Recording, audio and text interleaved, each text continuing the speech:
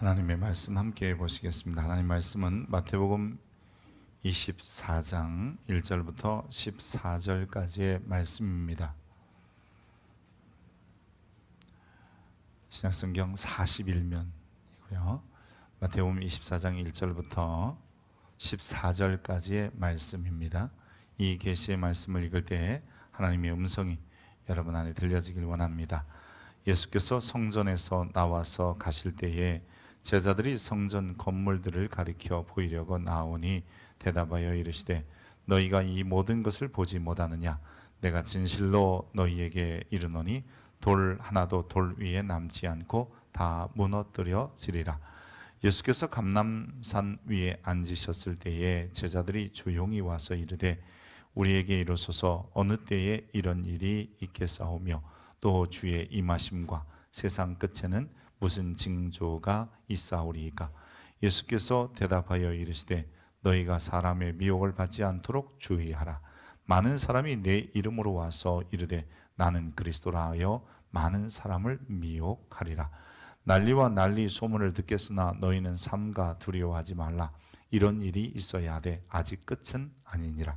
민족이 민족을, 나라가 나라를 대적하여 일어나겠고 곳곳에 기근과 지진이 있으리니 이 모든 것은 재난의 시작이니라.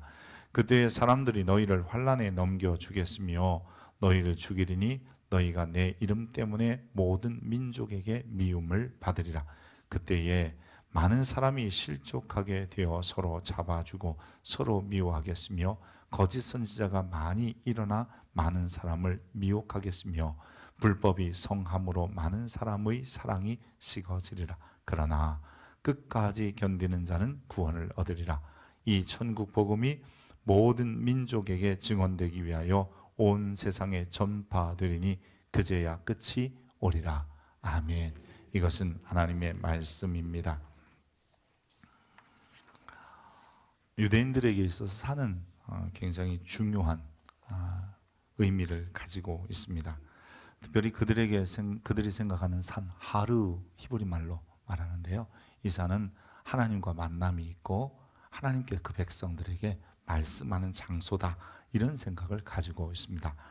시내산은 특별히 모세가 하나님의 말씀을 받은 곳이며 출애굽기에 보면 모세가 시내산에 8번이나 오르락 내리락 등정을 하게 됩니다. 그러면서 십계명과 이 성막 모형도를, 즉 설계도를 받기도 합니다. 우리는 보통 산 그러면 백두산, 한라산, 지리산 같은 높은 산이고요. 또 앞산, 뒷산이라 하더라도 그래도 수풀이 우거지고 오르면 늘 푸근한 느낌이 있는 그런 산을 떠올리랍니다.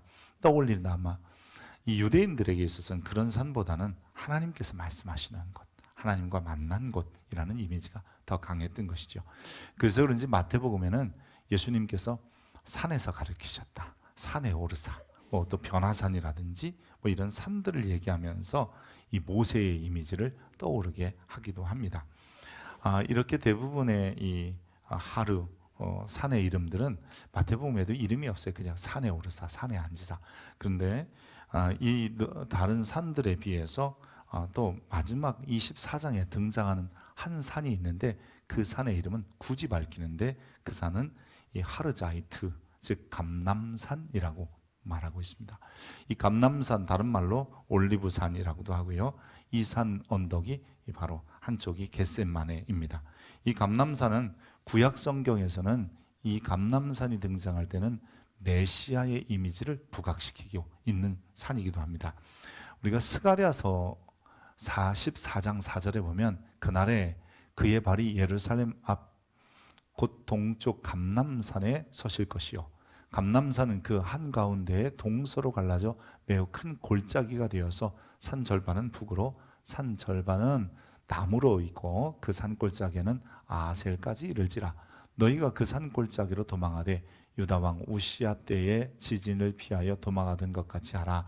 또 나의 하나님 여호와께서 임하실 것이요 모두 거룩한 자들이 주와 함께 하리라. 즉 이 스가랴 14장은 메시아의 임재를 이야기하는데 이 메시아의 임재하는 산이 감람산이라고 이야기하고 있는 거죠. 이 감람산에 예수님이 습관적으로 올라가셨습니다. 그래서 그곳에서 제자들을 가르치기도 하시고 때로는 기도도 하셨고 그곳에서 유숙하시기도 하셨지요. 우리가 잘 아는 것처럼 예수님이 체포당하신 것도 이 감람산이고 승천하신 것도 감람산이고, 그래서 가신 모습 그대로 오실 거라 믿는 이들은 이 감람산에 예수님이 재림하실 것이다 이렇게 믿기도 합니다. 마태복음은 예수님께서 누구냐라고 할 때 메시아, 즉 그리스도라는 이야기를 가장 강조하지요. 메시아, 그리스도, 왕이라는 말은 그 당시에 다 같이 사용했던 말이고요. 우리말로는 주라고도 부르게 되었습니다. 그런 예수님께서 감람산에 올라가셨다는 것은 제자들에게 메시아이심을 계속해서 이미지로 보여주고 또 이 구약의 스가랴의 선지자의 예언을 떠오르게 했던 것입니다. 이렇게 예수님이 감람산에 올라가시는 중에 제자들이 이 성전 건물, 즉 예루살렘 안에 있는 성전 건물에 대해서 예수님께 여쭈게 됩니다. 이 성전은 어떻게 되겠습니까? 예수님께서 이렇게 말씀하시죠. 돌 위에 돌 하나 남지 않을 것이다. 그런데 이 돌이 우리가 생각할 때 조그만 벽돌 이런 정도의 돌이 아니고요. 큰 거는 수톤이 나가는 큰 돌들도 쌓아서 기초부터 나와서 예루살렘 성전을 만들었다고 그래요. 그렇기 때문에 그 돌 위에 돌 하나가 안 남는다는 것은 이 파괴되었다라는 의미를 이야기하는 것이죠. 그래서 예수님께서 너희가 이 모든 것을 보지 못하느냐? 내가 진실로 너희에게 이르노니 예루살렘 성전에 돌 하나도 돌 위에 남지 않고 다 무너뜨려질 것이다 라고 말씀하십니다. 사실 예루살렘 성전 그러면 유다인들에게는요 굉장히 중요한 장소예요. 그러니까 우리가 생각할 때 그냥 건물 하나 이런 정도가 아니라 신앙의 중심이고 삶의 중심이에요. 1년에 3번씩 남자들은 여호와께 보여라. 그때 다 모이는 게 성전이에요. 그러니까 온 유다인들이 다 성전에 모여서 그렇게 삶을 살아가고 헤쳐가는 것이 바로 성전이었어요. 어쩜 그 성전은 그들의 전부라고 말할 수 있는 곳이었습니다. 그러한 성전이 무너진다는 것은 결국 자기들의 신앙은 무너질 것이고 나라는 망할 것이다 이런 의미하고 똑같은 거예요. 유대인에게 성전은 단지 건축물 혹은 건물이 아니라 나라의 중심이며 삶의 중심이고 그곳에서 하나님을 만나고 그곳에서 하나님을 예배하는 거룩한 장소였기 때문입니다. 이런 성전이 무너진다는 것은 또 다른 의미로 이런 거예요. 하나님이 그 백성을 포기하셨다는 거예요. 왜냐하면 전능하신 하나님의 성전을 감히 누가 무너뜨리겠어요? 하나님께서 포기하지 아니하시면 무너뜨릴 수 없는 거죠. 그러니까 예수님께서 성전이 무너지겠다는 말은 하나님께서 이제 이 백성 포기하겠다, 이 나라 포기하겠다라는 말씀과 같은 것이죠. 이러한 성전에 대해서 아무것도 남지 않을 것이라고 주님이 말씀하십니다. 역사적으로 보면요, 이 성전은 이 출애굽한 지 480년이 되던 해에 솔로몬에 의해서 건축이 시작되었고요. 그렇게 건축된 성전이 586년 주전 586년에 느부갓네살에 의해서 한번 망하고 즉 무너지게 되는 거죠. 70년이 지나서 520년 주전경에 재건하기도 합니다. 이 성전을 우리가 첫 번째 솔로몬이 지은 성전은 제1성전이라고 하고요. 수르바벨에 의해서 솔로몬 성전이 무너지고 70년 후에 재건된 성전을 제2성전이라고 부르게 됩니다. 이 제2성전이 예수님 때까지 계속해서 왔고요. 그러던 중에 이 헤롯이라는 사람이 왕이 됐고, 우리가 잘 아는 예수님이 태어날 때 왕이었던 헤롯 대왕이 유대인들의 환심을 사기 위해서, 즉 유대인들이 자기를 왕으로 인정해 주길 바랬어요. 그냥 헤롯은 에돔 사람이라서. 그래서 이 유대 지역에 몇 가지 이 건축 토목 사업들을 하는데 그 중에 하나가 성전을 중축해 주는 거였어요. 그래서 주전 19년부터 성전 중축이 시작되어서 예수님 당시에 46년이나 지어진 성전이라고 그랬고, 그 이후에도 계속 공사가 되어서 AD 60년경에 약 80년의 시간을 걸쳐서 이 성전을 중축해줘요. 그것을 우리는 헤롯 성전이라고도 부르게 되는 겁니다. 근데 이 헤롯 성전이 자그마치 80년 동안, 즉 이 제2성전을 80년 동안 중축했으니까 얼마나 더 웅장하고 크게 지었겠어요. 그래서 외모적으로 보면 화려하고 또 웅장하게 치장이 된 것은 맞습니다. 그러나 여러분 그 성전이요 오래가지 못해요. AD 63년에 완공되었다고 하는데 AD 70년에 겨우 7년 8년 만에 타이터스에 의해서 디도 장군이라는 사람에 의해서 결국 돌 위에 돌 하나 남지 않고 다 회파되게 되는 겁니다. 이 예루살렘이 이 로마의 공격을 받게 된 이유들 또 뭐 그 상황들을 보면 예루살렘 사람들이 이 로마에 대해 항거하기도 하고 또 세금도 잘 안 내고 이러다 보니까 또 이 봉기하고 그래서 결국은 이 주 66년에서 70년까지 이 로마가 이 예루살렘 지역을 공격하고 결국은 예루살렘을 포위하고 있다가 예루살렘을 멸망시키게 됩니다. 그런데 이 예루살렘이라는 지역이 우리가 아는 것처럼 지금도 그렇게 뭐 비옥한 땅도 아니고요, 자급자족할 수 있는 땅이 아니에요. 그래서 이렇게 포위하고 둘러서 기다리기만 하면 결국은 물 부족, 그다음에 식량 부족, 그러다 보면 여러 가지 질병도 생길 거 아니에요. 그런 질병 이런 것들 때문에 항복할 수밖에 없는 것이죠. 결국 이 로마는 기다리기 시작했습니다. 풍부한 이 물자가 있었기 때문에 자기네들 잘 먹으면서 예루살렘을 향하여 포위하고 기다렸더니 결국 예루살렘이 전염병 그리고 기아로 인하여 수많은 사람이 죽어나가기 시작했습니다. 이 모습을 보면서 어떻게 할까 하다가 결국은 이 당시에 유명한 랍비 한 사람이 이 문제를 해결하려는 결정을 하게 됩니다. 그래서 이 요하난 벤 자아카라는 사람이 로마의 장군을 만나서 협상을 하려고 이렇게 죽은 시체로 위장해서 즉 시신 버리는 것처럼 해서 성문을 나와서 어쨌든 이 장군에게 갑니다. 그런데 이 요하난 벤 자카이가 이 사령관을 딱 보자마자 뭐라고 했냐면 나는 장군에게 로마 황제에게만 하는 경의를 표하겠습니다. 이렇게 얘기합니다. 여러분 지금 로마 황제는 로마에 있고 그리고 지금 자기는 여기에 있는 거잖아요. 근데 황제의 경의를 표하겠다라고 하는 겁니다. 제가 정확히는 잘 모르겠지만 이때 당시에 황제가 만약에 네로였다면 네로에게 경의를 표해야 될 사람이 지금 자기에게 경의를 표하겠다라고 하는 겁니다. 그래서 이 장군이 그런 말 하지 마시오. 그랬더니 벤사카가 말해요. 당신은 반드시 로마의 황제가 될 것입니다 라고 이야기를 합니다. 그때 이 장군이 그만두시오. 나에게 말하고 싶은 게 무엇요? 라고 말할 때 이 랍비가 뭐라고 그러냐면 예루살렘은 괴멸 직전의 상황이고 결국은 우리는 항복하고 성문을 열고 투항하게 될 것입니다. 하지만 다른 모든 것은 파괴해도 야분의 거리에 있는 즉 야분의 거리만 파괴하지 마세요. 거기에 뭐가 있었냐면 몇몇 율법 학교들이 있었던 거죠. 거기에 반드시 교실 한 칸 정도는 지어주세요 라고 부탁을 합니다.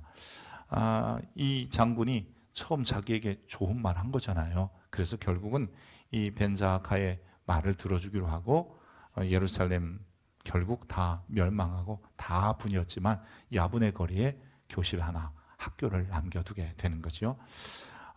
이 협상 중에 로마로부터 소식이 오는데 그게 바로 황제의 부고와 차기 황제로 선임되었다는 소식을 듣게 되는 겁니다. 그래서 결국 이 장군은 이 벤자카에게 요하난 벤자카에게 약속했던 것처럼 그런 교육기관을 남기게 되는데 여러분 유대인들은 사실은요 건물이나 어느 것보다 중요한 것은 율법 연구하는 교육기관이라고 생각했고 유대인들이 유대인으로서 살아갈 수 있는 힘은 여러분 이런 교육을 통해서 나온다. 즉 율법 준수를 통해서 나온다는 것을 생각하게 되었습니다. 어쨌든 이 유대인들은 이 성전에 대한 개념은 어느 민족보다 남달랐습니다. 이 고대에는 다 자기들만의 신전이 있는 거잖아요. 그래서 여러분 잘 아는 것처럼 그리스 로마에 나오는 신전들도 지금도 이 이탈리아나 이런 아테나 이런 데 가면 수많은 신전들이 있습니다. 근데 유대인들에게 있어서는 유독 이 신전은 조금 더 큰 의미를 갖게 되는 겁니다. 목숨보다 중요한 거예요. 그래서 성전을 지키기 위해서 목숨을 내려놓기도 했던 사람들이 바로 유대인입니다. 근데 이런 성전이 다 무너질 것이다. 여러분 이게 결코 이 제자들에게까지도 쉬운 일은 아니었습니다. 그래서 제자들이 다시 한번 예수님이 감람산 위에 앉으셨을 때에, 즉 메시아의 모습을 보였을 때에 그에게 와서 묻는 겁니다. 어느 때에 그런 일이 일어나겠습니까? 혹시 주님의 임하심과 세상 끝날, 즉 종말에 그런 일이 있겠습니까? 라고 묻습니다. 여러분, 성전이 무너지는 날, 그것을 유대인들은 인자가 오는 날 혹은 종말이라고 생각하게 되었던 것이죠. 그것은 유대인들의 사고 중에 하나가 뭐냐면요, 이 인자가 온다, 즉 메시아가 오면 그때부터 고난이 시작될 것이다 라고 생각하는 마음을 가지고 있었기 때문입니다. 그래서 이 제자들의 질문은 성전의 무너짐은 곧 결국은 세상 끝날이 아닌가 라고 물었던 것이죠. 근데 여러분, 이건 우리들도 이런 비슷한 생각을 가지고 있습니다. 오늘 우리가 읽은 마태복음 24장을 읽다 보면 그 대표적인 게 이런 거잖아요. 민족이 나라가 나라를 대적하여 일어나겠고, 그럴 때 이 민족이 1차 대전이야. 나라와 나라, 이거는 2차 대전이야. 여러분 많이 그렇게 배워 오셨을 거라고 생각하고 또 그렇게 해석을 하기도 했습니다. 그래서 마치 이런 상황들이 보면 이제 곧 주님이 곧 오신다. 그래서 나오는 이단들이 시한부 종말론이잖아요. 근데 지금 주님께서는 그렇게 말씀하시는 것이 아닌데, 이 제자들은 이런 이야기만 생기면 지진이 일어난다, 뭐 기근이 일어난다 그러면 지금이 종말이 아닌가, 뭐 이런 생각을 수없이 하게 되는 거지요. 이것은 잘못된 혹은 좀 다르게 좀 성경을 볼 필요가 있습니다. 왜냐하면 예수님께서 지금 말씀하고 계시는 것은 단지 종말, 그러니까 즉 우리가 흔히 말하는 예수님의 재림 때만 이야기하는 것이 아니라 이 지금 눈에 보이는 저 성전의 문제이고, 성전이 무너진 이후에 일어날 일들에 대해서 말씀하고 계시는 겁니다. 여러분 꼭 기억해야 되는 것은, 어떤 이들이 종말이라고 말할 때 이 종말은 세상 끝이다라고 생각하지만, 이 성경적인 개념은요, 종말은 여러분 이런 환난이나 어려운 일들이 지속되는 시간들이에요. 그리고 유대인들의 사고 속에는 메시아가 올 때부터 종말이에요. 그러니까 예수님의 초림부터 예수님의 재림의 모든 기간까지가 다 종말인 거예요. 그래서 우리는 그 종말 중에 끝이라고 해서 우리는 말세 지말 혹은 종말 지말이라고 하는 거예요. 지금 종말 중에서 끝인 것이지, 지금만 종말이 아니고 지난 세대까지, 예를 들어 중세라든지 그 이전의 세대는 종말이 아니었고 지금만 종말이야 라고 말하는 것이 아니라, 예수님이 오신 때부터 다시 오실 때까지 모든 과정이 다 종말이에요. 우리가 그 가운데 살아가고 있는 거예요. 그렇다면 여러분, 이런 일들, 즉 오늘 주님께서 말씀하신 이 재난의 징조들이라든지 15절부터 나오는 큰 환난이라든지 이런 모든 것은 우리가 사는 시간들 속에서 이루어질 일이지, 나와는 상관없이 주님 오실 때 몇 년 앞두고 이런 일이 일어날 거야, 혹은 우리가 7년 대환란에 국한해서 7년에만 일어날 거야 라고 생각한다면, 우리는 그래서 신앙을 견고히 못 지켜가는 거고요, 우리의 신앙이 바르게 못 서기도 하는 겁니다. 어쨌든 신전이라고 하는 것은 신을 모시고 신에게 최고의 경배를 드리는 거룩한 장소이지요. 고대 사회에서는 특별히 이 신전에 대하여 굉장히 중요시 여겼습니다.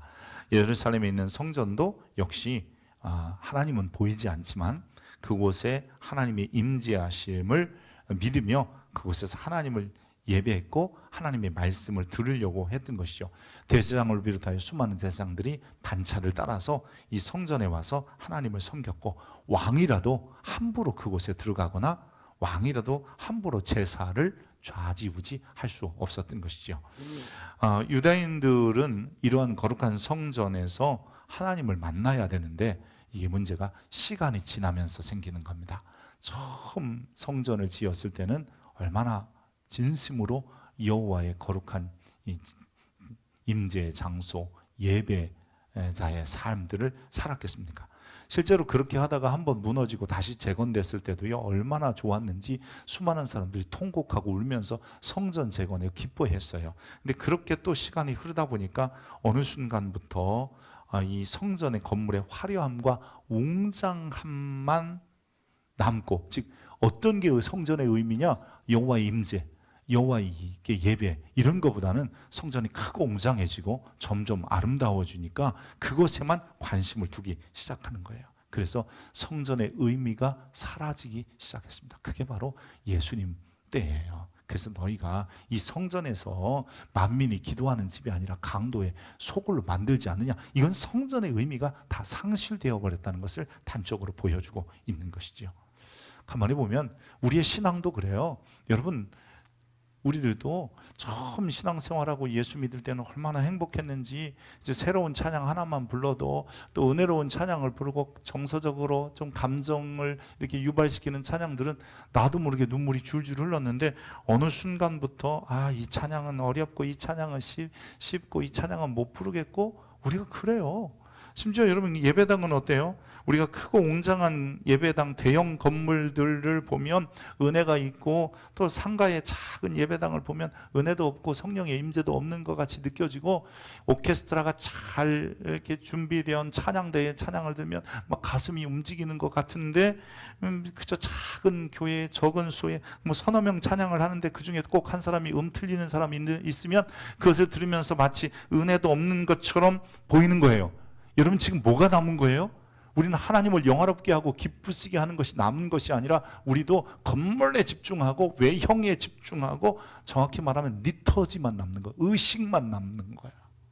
순서가 틀렸느니 맞으니, 왜 이 순서를 길게 하느니 작게 하느니, 이런 것만 남고 제도만 남는 거예요. 여러분, 중세교회의 잘못된 점이 뭐예요? 그것만 남은 거예요. 하나님은 없고 그 안에 우리의 구속자인 예수 그리스도는 없고, 거기에 제도만, 의식만 남는 거예요. 그래서 온전히 리터지, 어떤 전례, 제례, 의식 이런 거에만 관심을 가졌던 거예요. 그래서 종교개혁한 거예요. 종교개혁하면서 종교개혁의 모토가 뭐예요? 솔로스 크리스토스, 오직 예수 그리스도로만이라고 하는 가장 강한 모토를 들고 나왔던 거예요.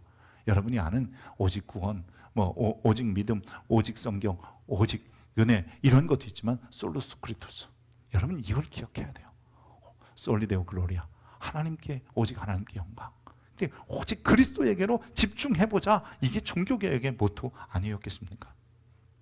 더욱이 여러분, 우리 신앙인들에게 이제 중요한 성전이 하나 있어요. 그 성전은 더 이상 눈에 보이는 건물이 아니라, 여러분, 세상에 오신 예수님께서 자신을 성전이라고 하세요.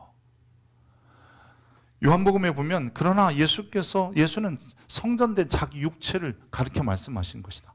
여러분, 12장 6절에 보면, 마태복음에 내가 너희에게 이르노니 성전보다 더 큰 이가 여기 있느니라. 여러분, 성전이 뭐예요? 실제로 예루살렘 성전에는 하나님의 형상이라고 하는 모양이 없었단 말이에요. 왜냐하면 하나님은 형상을 만들지 말라 하셨고 보이지 아니하시는 분이었기 때문이에요. 그런데 늘 그분의 임재가 있는 곳이 성전이었고, 그분을 만나고 예배하는 곳이 성전이었어요. 근데 지금 예수님이 어떤 분이에요? 여러분, 예수님은 세상에 오신 하나님이세요. 그리고 그분이 메시아이시요. 그렇다면 예배는 누구에게 해야 돼요? 세상에 오신 그 하나님께 예배해야 되잖아요. 그러기에 예수님은 그저 눈에 보이는 건물로서의 성전보다 더 큰 이심을 말씀하고 계시는 거예요. 하나님을 섬기는 최고의 장소가 성전이고, 하나님의 임재가 있는 성전이라면 예수님 그분이 세상에 오신 하나님이시고, 세상 가운데 계신 임마누엘 되셔서 영광 받기에 합당한 분이시잖아요. 그러니 당연히 그분이 성전보다 크고 최고의 영광을 받으실 분이잖아요. 그렇다면 여러분, 신앙의 중심은 어디냐? 제자들의 중심은 어디 있냐면, 지금 자기들의 눈앞에 보이는 그 예루살렘, 그것도 헤롯에 의하여 지금 중축되어 있는 과정 중에 있는 예루살렘 성전이 아니라 예수 그리스도에게 두어야 된다는 거예요. 그러니까 예수 그리스도가 삶의 중심이고 모든 것이어야 하였다는 거예요. 예수님이 자기를 성전이라고 말씀하실 때 우리도 정령이 이 시간 들어야 돼요. 어떤 건물이 아니에요. 교회 건물은 성전도 아니지만 그런 것에 마음을 두는 것이 아니라, 현재적 천국의 중심은 항상 그 천국의 왕이신 예수님에게 있고, 그 예수님에게 최고의 경배와 영광을 돌려야 되는 거예요. 그래서 성전 건물, 그거 무너지는 거 별거 아니에요. 우리는 왜냐하면 그 성전보다 더 크신 이를 붙잡고 있으며 그분을 따르고 섬기고 있기 때문입니다. 여러분, 그래서 우리는 기억해야 됩니다. 무너지는 성전 때문에 두려워할 것이 아니라 내 앞에 계신 성전을 바로 섬기고 그 안에서 주님을 만나는 게 더 귀한 것임을 알아야 하지요. 예루살렘 성전 건물이 무너진 후에 어떤 일이 일어나겠습니까? 예수님이 말씀하시죠. 이런 일이 일어날 것이다. 근데 이것은 다시 한번 말씀드립니다만 재림의 징조가, 그러니까 종말 때에 일어나는 일이 아니라 예수님이 하늘에 올라가시고 다시 오시는 모든 시간 속에서 일어나게 되는 겁니다. 여러분, 이것을 우리가 좀 이해할 수 있어야 되는 거지요. 예수님의 죽으심과 부활, 그리고 승천, 이제 다시 오실 주님, 그 과정 속에서 마치 예수님이 죽고 부활하실 때에 성전이 무너진 것 같지만, 여러분, 결국 예수님이 오셔서 이 우리를 다시 영원한 나라로 인도해 가실 때까지 모든 과정을 종말이라고 하는 것이고, 그런 사이에 수많은 일들이 일어나게 될 것입니다. 성전이 무너지거나 사라져서가 아니라 다시 오실 때까지 왕의 백성들이 이 땅에서 그런 일들을 겪어야 되기 때문에 주님께서는 이 때에 어떤 일이 일어날지에 대해서 말씀하고 계시는 것입니다. 우리가 종종 구원을 설명할 때에 이미 얻은 구원과 아직 얻지 못한 구원 사이에 있다라고 해요. 이거 좀 다른 말로 표현하면 이런 거예요. 영어로는 이렇게 말합니다. Already but not yet. 이미 얻은 구원이 있고, 그러나 아직 얻지 못한 구원이 있다. 그래서 구원을 굳이 설명하면 이렇게 설명해야 돼요. 구원을 받았고, 구원을 받고 있고, 구원을 받을 것이다. 좀 이상하죠? 근데 그래서 구원은 한 점이 아니에요. 순간 구원받아서 끝난이 아니라 내가 구원을 받고, 그리고 구원받은 자의 삶을 살고 있다가 영원한 하나님 나라에 들어가는 구원을 받게 될 거예요. 여러분도 이미 구원 받은 거예요. 지금 받고 있어요. 앞으로 받게 될 거예요. 이게 바로 구원의 어떤 시간 속의 과정이에요. 그래서 구원은 점이라고 하지 않고 구원은 선이라고 하는 거예요. 여러분, 이것을 인생의 비유에 설명해 볼게요. 여러분 인생은 언제예요? 나는 어릴 때가 내 인생이야? 이런 분 없어요. 지금도 내 인생이고 앞으로 살아갈 시간도 내 인생인 거예요. 그래서 인생은 한 점이 아니에요. 초등학교 때만 내 인생이 아니야. 중학교 때만 내 인생이야. 그게 아니라 태어나서 죽을 때까지 모든 과정이 인생이잖아요. 그것을 선이라고 생각한다면 우리도 예수 안에서 태어나서, 여러분, 거듭나서, 즉 구원받아서 구원 안에 살다가 영원한 하나님 나라에 들어가는 그 순간까지가 우리를 구원이라고 하는 것이에요. 여러분, 이런 모든 과정, 즉 구원받고 살다가 구원받을 것인 이 시간 속에서 수많은 일들이 일어나는데, 이유가 뭐냐면 우리가 필연적으로 이 땅에 살기 때문에 그래요. 구원받는 순간 천국에 갔으면 그런 일이 없는데, 우리는 이 땅에 살기 때문에 이 땅에 살면서 이 세상 속에 수많은 미혹도 받아야 되고, 시대적인 혼돈 속에도 우리가 살아가야 되고, 박해도 받고, 또 불법적인 일들을 목격하고 그 가운데서 고민하여 살아가야 된다는 거예요. 여러분, 이게 그리스도인이에요. 그것을 다른 말로 말하냐면 그걸 종말이라고 하는 거예요. 여러분, 우리는 종말의 삶을 살게 되는 거예요. 그래서 여러분, 우리는 모두 다 종말론자, 시한부 종말론 이런 뜻이 아니라 종말 신앙인이 되어야 하는 거예요. 할렐루야. 여러분 모두가 꼭 기억하십시오. 어떤 분들은 나하고는 상관없는 일일 거야. 그렇지 않아요. 우리는 내가 구원받아서 구원받을 때까지 그 과정 속에서 끊임없이 수많은 일들을 겪게 되는 거예요. 이것을 종말이라고 하고, 마지막 때에 그게 좀 심하게 일어나겠지요. 그것을 여러분 우리는 대환란이라고 부르게 되는 것입니다. 우리가 어떤 일을 만날까요? 내가 예수 안에서 현재적 천국에 사면서도 어떤 일을 우리가 경험하게 될까요? 여러분, 끊임없이 미혹받게 되어 있습니다. 여러분, 오늘 본문에 보면 예수께서 대답하여 이르시되 너희가 사람의 미혹을 받지 않도록 주의해라. 미혹하는 일이 생긴다는 거예요. 많은 사람이 내 이름으로 와서, 가짜들이 와서 다 그리스도라고 한다는 거예요. 여러분, 예수님께서 뭐라고 말씀하셨어요? 승천하실 때, 감람산에서 승천하실 때에 본 모습 그대로 오신다고 그랬죠. 그러면 예수님 모습 그대로 어른의 모습으로, 우리가 볼 때는 성인의 모습으로 승천하셨으면 어떻게 오셔야 돼요? 성인의 모습으로 오셔야 돼요. 근데 요즘 여러분, 태어나서 살다가 갑자기 자기가 그리스도라고 그래요. 이게 가짜인 이유는 바로 거기에 있는 거예요. 성경적으로 안 맞잖아요. 그런데 우리나라에도 그리스도라고 말하는 사람이 수십 명이에요. 보혜사 아주 여럿 있어요. 다 자기가 보혜사래요. 이 거짓 미혹자들이에요. 우리가 흔히 말하는 이 거짓 그리스도, 즉 이단들의 등장을 봐야 돼요. 과거적으로 봐도요 굉장히 많고, 요즘 현대 이단들을 한번 볼까요? 여러분, 마니교, 그 마니가 교주인 마니교, 그 신천지라고 그래요 우리가.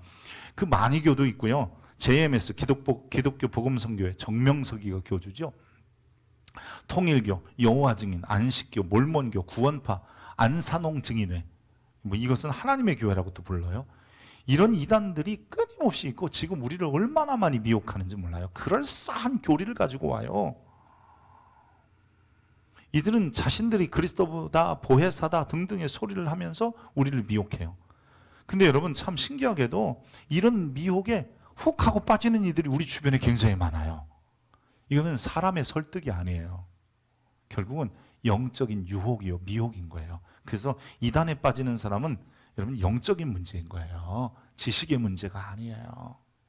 감정의 문제가 아니더라고요. 영적인 문제예요. 가만히 보면 그럴싸한데 결국은 거기에 가짜가 소함된 거죠. 그래서 우리는 이런 이 미혹에 대해서 분별력도 있어야 되지만, 주님이 다시 오시는 그날까지 우리는 정말 왕의 재림을 기다리는 성도들로 이런 수많은 미혹 가운데서도 신앙을 지켜야 되는 거고, 혹여나 우리 주변에 이단에 빠진 사람들을 보면요, 그래서 내가 설득하려고 하지 말고 먼저 기도해야 돼요. 그럼 기도해서 그들을 건져내야지, 내가 설득하다가, 가끔 그런 분이 있더라고요. 설득하러 갔다가 설득당해. 여러분, 이거 참 안타깝죠. 이게 왜 그래요? 영적인 문제라서 그런 거예요. 또 우리가 어떤 일을 경험하게 될 거냐면, 예수 믿고 신앙생활하면서 현재적 천국에 살아갈 때 예외가 아니에요. 이런 일을 겪을 거예요. 난리와 난리의 소문을 듣겠으나 너는 삼가 두려워하지 말라. 이런 일이 있어야 하되 아직 끝은 아니다. 이런 일이 있겠다는 거예요. 민족이 민족을, 나라가 나라를 대적하여 일어나겠고 곳곳에 기근 지진이 있으리니. 여러분, 시대적인 혼돈 속에 살고 있는 겁니다. 요즘 우리나라가 시대적인 혼돈 속에 있지요. 전쟁을 얘기해 볼까요? 우리는 아까 말씀드린 것처럼 뭐 나라와 나라, 민족과 민족, 민족과 민족, 나라와 나라, 그러니까 뭐 1차 전쟁, 2차 전쟁인데 그것들도 있었습니다. 근데 우리나라에게는 6.25 전쟁도 있고 수천 번의 외세 침략도 있었으며, 또한 국시전 지금도 러우 전쟁은 계속되고 있고, 또 뭐 이전에 십자군 전쟁이나 아니면 부족 간의 전쟁이 지금도 끊임없이 일어나고 있는 거예요. 여러분, 기근이나 지진을 보세요. 특별히 지진 같은 경우 보면 스촨성의 지진이 8.0이었고 강도가 터키 즉 튀르키예 지진이 7.8, 다 최근이에요. 동일본 대지진이 9.1이었고, 여러분 얼마 전에 작년에 일어났던 대만의 지진이 7.2의 강도를 가지고 있었어요. 그것으로 인하여 때로는 수만 명에서 수천 명이 죽임을 당했습니다. 이런 일이요, 최근에만 있느냐? 최근 지진을 측량하면서부터 있는 것들을 제가 한번 자료를 조사해 보니까 1년에 2-3건은 반드시 매해 일어났더라고요. 전염병은 어때요? 여러분, 메르스, 사스, 코로나, 근데 이게 우리 시대만 있는다고요? 아니에요. 유럽 인구의 3분의 1을 죽인 흑사병도 있었어요. 앞으로도 이런 그 전염병은 계속해서 일어날 거예요. 몇 년이냐, 그 주기가 얼마나 가까우냐, 기냐의 문제지, 이런 일은 끊임없이 일어나게 될 겁니다. 인류의 생명을 위협함으로, 여러분 그럴 때마다 사람들은 연약해지잖아요. 그러면 또 거짓 종교에 빠지게 되고 다시 오실 주님을 잃어버리고 현실에 급급한 사람이 되어가게 하는 겁니다. 이런 일이 우리가 사는 날 동안에 계속될 거예요. 그러기에 두려워하지 말라는 거예요. 여러분, 내 때는 지진이 없고 전쟁이 없을 거야, 내 때는 아무것도 전염병도 없을 거야, 그렇지 않았어요. 우리는 지난 몇 해 동안 듣도 보지 못한 이 코로나로 인하여 고생해 봤습니다. 근데 앞으로 어떤 또 전염병이 생길지 모르잖아요. 또 여러분, 내가 하나님 안에서 믿음의 사람으로 살아갈 때, 구원받은 백성으로 살아갈 때 또 어떤 일이 일어날 거냐? 박해도 있을 거라는 거예요. 그때 사람들이 너희를 환난에 넘겨주겠으며 너희를 죽이리니 너희가 내 이름 때문에 모든 민족에게 미움을 받으리라. 그때에 많은 사람이 실족하게 돼요. 박해 때문에 실족한다는 거예요. 서로 잡아주고 미워하겠으며. 여러분, 로마 황제들의 박해가 250년 정도 계속됩니다. 네로부터 시작해가지고요. 콘스탄티노스가 기독교를 공인하기 전까지, 그러니까 기독교도 이제는 종교야, 로마 제국 안에서 종교야, 이렇게 하기까지 250여 년간 끊임없이 일어납니다. 기독교인이라고 해서 박해받는 사람, 이 최근에도요 1년에 연간 9만 명이나 된다고 그래요. 지금까지 기독교인이라서 죽은 순교자의 수만 7천만 명이라고 그래요. 지금도 36억의 인구가 기독교 박해 지역에 살고 있어요. 여러분, 예를 들어서 중국이라든지 이슬람 문화권이라든지 이런 데가 36억이라는 사람이 기독교를 박해하는 공간과 문화 속에 살고 있는 거예요. 작년 한 해만 살해된 크리스찬이 4,998명이고요.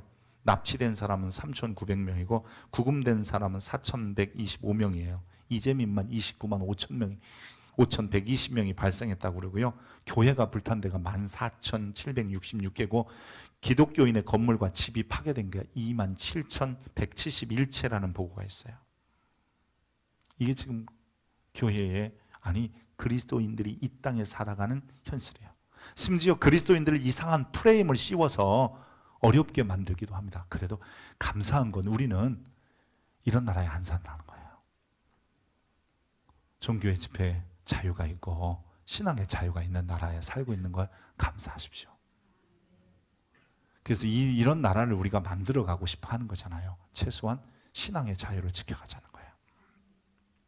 가족 간에도 친구 간에도 동족 간에도 미워하고 박해하는 일은 예수님 이후에 다시 오실 예수님 때까지 계속되는 거예요. 이게 말세라서 있는 게 아니에요. 지금도 있고 앞으로도 있을 거예요.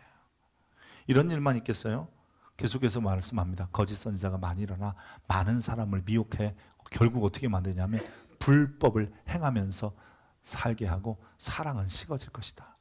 여러분, 하나님 사랑, 이웃 사랑이 우리의 삶의 목표인데 그것을 망가지게 할 거라는 거예요. 불법이 성행하면 사회적 신뢰가 깨지게 돼요. 누굴 믿어야 될지를 모르는 겁니다. 요즘 여러분 초등학교 아이들 학교 태워다 주는 지역이 많더라고요. 부모가 데려다 주고 데리고 와요. 혼자 집에 오는 거 자꾸 금해요. 왜냐하면 그냥 좀 엄마가 너무 시간이 많고 부모가 사랑이 많아서 아이 데리러 가면 괜찮아요. 근데 못 믿는 사회가 된 거예요. 누가 납치할지 모르고 어떤 해코지 당할지 모르고 어떤 어려운 일 당할지 모르니까 데려가는 거예요. 이런 사회 되면 사실 안 되거든요. 유럽은 진작부터, 미국은 진작부터 그랬어요. 근데 우리 사회도 점점 그런 사회가 되고 누굴 믿을지 모르는 거예요. 그래도 우리나라 치안이요, 전 세계에서 탑에 올 정도의 치안이 좋은 나라예요. 여러분, 밤에 여성들이나 이런 사람들이 한강 고수부지를 뛸 수 있다는 거, 이게 결코 쉬운 일이 아니에요. 이게 우리나라에서나 가능한 거예요. 핸드폰을 놓고 화장실을 다녀와도 늘 그 자리에 있는 거, 그거 우리나라예요. 물론 우리나라는 자전거는 잘 없어진대요. 근데 여러분, 이거 정말 기억해 봐야 되는 거예요. 하나님 없는 사회, 그리스도가 중심이지 않은 사회에서 수없이 일어날 현상들이 뭐냐면 이렇게 불법이 성해서 서로 믿을 수 없는 사회가 되는 것입니다. 작년 한 해 동안 우리나라의 살인사건이 23년 기준입니다. 23년의 통계가 801건이 일어났대요. 하루에 한 명 이상은 살인사건에 의해서 죽은 거예요. 교통사고 이런 거 말고요. 강간 사건이 5,313건이고 강제추행이 15,344건이 일어났대요. 이거 경찰청 통계예요. 지금 이런 사회가 우리가 지금 되어가고 있는 거예요. 얼마나 심각해요. 그런데 많은 그리스도인들마저도 문명화 혹은 미래사회라고 하면 그 미래사회를 무엇으로 생각하냐면 신뢰를 바탕으로 세워지는 사회를 꿈꾸는 것이 아니라 AI 혹은 과학 문명으로 미래사회가 이루어질 거라고 생각하는 이런 착각을 가지고 있는 겁니다. 여러분, 운전기사가 없는 차를 탔다고 미래사회일까요? 우리가 바라는 미래사회는 그런 게 아니에요. 누구나 신뢰할 수 있고 누구나 믿을 수 있고, 더 신앙인이 바라는 미래사회는 모든 사람이 구원을 받으며 진리를 아는 데 이르기를 원하는 거 아니겠어요? 앞으로 이런 일들이 끊임없이 계속될 겁니다. 여러분, 미혹하는 사건, 시대적인 혼돈들, 박해, 그리고 불법이 성해서 신뢰할 수 없는 이런 사회, 이런 우리가 그 사회를 지금까지 살아오고 있으며 앞으로도 살아갈 거예요. 사실 주님이 승천하시고 재림하실 때까지 이 기간이 벌써 2000년이라는 시간이 흘러가고 있는데, 이 2000년 동안 이 일은 끊임없이 계속되어져 왔습니다. 그리고 앞으로도 계속될 거예요. 그래서 마태복음 24장의 이야기는 그냥 종말이나 있을 일이고 우리하고는 상관없는 일이 아니라 우리가 그리스도인으로서 왕국 백성으로 살아가면서 끊임없이 경험하고 겪게 될 고통이고 아픔이라는 거예요. 근데 주님께서 그런 기간 동안에 너희가 어떻게 살아야 되는지 아느냐? 이렇게 말씀하시는 겁니다. 끝까지 견뎌라는 거예요. 그래야 우리가 얻은 구원, 그리고 앞으로 얻을 구원 사유 속에서 구원받은 백성으로 살아갈 수 있다고 하시는 겁니다. 우리도 이미 이 종말의 현상 속에 놓여 있는 거예요. 예수님이 언제 오실지 모르겠지만 앞으로 100년 후에 오신다 할지라도 우리가 그 100년을 살 자신이 없거든요. 그러니까 우리는 그 과정 속에 한 부분을 차지하고 있을 뿐이에요. 특별히 이 끝까지 견디는 자, 이 끝까지라는 말의 헬라어가 텔로스입니다. 텔로스. 근데 여러분, 이 텔로스라는 말은 결론, 종결, 끝이라는 의미도 있지만 이 텔로스의 원뜻은 목적 혹은 목적지라는 의미도 가지고 있습니다. 그러니까 목적을 이룰 때까지 견뎌야 구원을 받는다는 거예요. 여러분, 하나님께서 우리를 왕국의 백성, 말쿠트 샤마임, 즉 하늘 나라 백성으로 부르셨다면 부르심의 목적이 있는 거예요. 그게 무엇입니까? 여러분, 하나님이 왜 나를 부르셨을까요? 왜 하나님께서 나를 백성으로 부르셨습니까? 그렇다면 그 부르심의 목적이 있다면 그것을 끝까지 이루는 자가 이 종국적 구원, 즉 그래요, 영원한 천국에 들어갈 수 있다라고 말씀하시는 거예요. 우리를 부르신 게 어떤 목적을 가지셨을까요? 14절은 이렇게 말합니다. 우리 같이 한번 읽어보겠습니다. 이 천국 복음이 모든 민족에 증언되기 위하여 온 세상에 전파되리니 그제야 끝은요, 우리의 목적, 삶의 목적인 천국 복음을 증거하는 데 있는 거예요. 내가 먼저 천국 복음, 즉 하나님 왕국 백성으로서의 삶을 살아낼 뿐만 아니라 내가 가진 천국 열쇠를 통해서 뭐 해야 돼요? 열면 되는 거예요. 여러분, 가게는 누가 열어야 돼요? 주인이 열어요? 도적이 열어요? 너무나 뻔한 이야기를 하죠? 주인이 열어야 되는 거잖아요. 열 때 물건을 팔리는 거예요. 내 집 문도 내가 열어야 사람이 들어오는 거 아니에요? 천국 열쇠를 하나님이 저와 여러분에게 주셨다면 우리가 열어야 되는 거예요. 나로 인하여 나와 같은 왕국 백성을 만들어 가는 거예요. 내가 무슨 대단한 일을 하지 않아도 좋아 보이면 들어오고, 이뻐 보이면 들어오고, 행복해 보이면 함께하고, 즐거워 보이면 같이 하고 싶은 게 천국 백성의 삶이에요. 근데 우리가 이걸 잃어버리네요. 왜? 예수 중심이 아니니까요. 더욱이 예수 중심이 아닌 뿐만 아니라 우리에게 미혹이 있지요, 시대적인 혼돈이 있지요, 박해도 오지요, 그리고 불법적인 일들이 가득 만연한 사회 속에 살지요. 그러니 우리도 기쁨이 없는 거예요. 말쿠트 샤마임, 즉 하늘 왕국의 복음을 모든 민족에게 증언하면서 그들도 동일하게 미혹, 시대적 혼돈, 박해, 그리고 불법적인 시대에 살고 있지만 너희도 나처럼 동일한 시대 속에서 내가 사는 것처럼 살아보라는 거예요. 우리가 종국적으로 원하는 게 뭐예요? 여러분, 그것이 뭐냐면 하늘에서 하나님의 뜻이 이루어진 것처럼 땅에서도 하나님의 뜻이 이루어지게 하는 것이, 그게 우리의 텔로스, 우리의 목적 아니겠어요? 어떠한 어려움이 우리에게 오고 낙심시킬 만한 일이 오고 절망할 만한 일을 만나도 우리는 천국 복음, 즉 왕의 백성으로서의 삶의 가치를 내려놔서는 안 되고, 그 가치를 가지고 내가 여는 그 문을 통해서 누구든지 왕국 백성으로 나올 수 있도록 길을 열어야 되고, 또한 그런 일이 계속 되어져야 합니다. 오늘 종말, 마지막 때 일어난 일인 동시에 승천하시다가 다시 오실 그날 사이에 일어날 일들이 바로 종말에 있을 일들이에요. 여러분 이미 종말을 사는 분들이에요. 예외가 없어요. 내 때는 없겠지, 그러지 마세요. 저도 그랬어요. 저도 내 때는 목회 편하게 할 줄 알았어요. 제가 목사로서요. 근데 이런 코로나나 여러 가지 위기가 올 줄 몰랐고요. 또 인구 절감, 그리고 교인들이 교회를 떠나는 일이 이렇게 있을 줄 몰랐어요. 제가 자랐던 시대에 교회는 부흥했고 성장했기에 그런 목회 상황이 올 줄 알았어요. 근데 아니더라고요. 그게 바로 미혹하는 영들이 끊임없이 일어나기 때문이잖아요. 나도 종말을 살아가는 사람, 여러분도 종말을 살아가는 사람. 그러기에 이제 우리가 기억해야 되는 것은 그 먼 훗날 다음 세대의 사람들이 겪어야 되는 것이 아니라 지금 현재적 천국 백성들이 살아갈 때 만나는 일들임을 기억하고 이곳에서 우리가 주님이 원하신 하늘에서 그 뜻을 이룬 것처럼 땅에서도 이루고 그 나라를 이 땅에 세워가는 백성으로서의 권위, 여러분 그 가치를 잊지 않고 최선을 다해서 살아가.